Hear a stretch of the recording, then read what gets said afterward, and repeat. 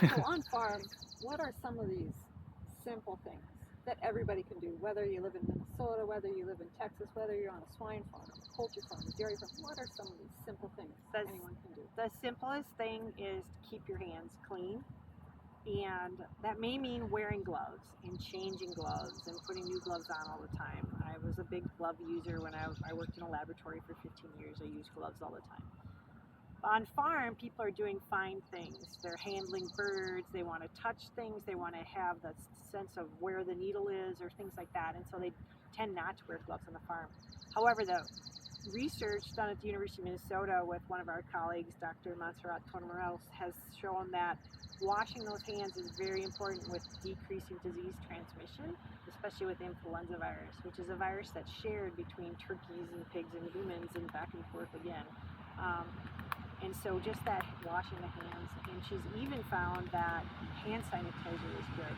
You have to remove mechanically with soap and water or with the sanitizer what's on your hands before you move on to the next room, the next pen, the next barn, the next crate, the next house. Just remove that from your hands. Keep your hands clean. And I'm a big hand washer all the time too. So even at home and things like that. So I would say washing the hands. And if I could put in a plug for influenza, I've worked with influenza virus research ever since my veterinary career started. And I'm a big mask wearer on the farms. And nobody likes to wear a mask because they're hot, things like that. But what they've found with influenza virus is to protect the animals from getting the human influenza virus, it doesn't need to be anything fancy. It can be a bandana.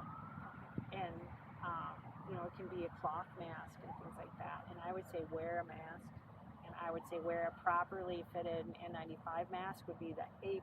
You would get an A+ grade. But any kind of face covering, I think, is really important as well if we're talking about decreasing transmission. But wash your hands. Wash your hands, cover your mouth. That's what our moms have always told us.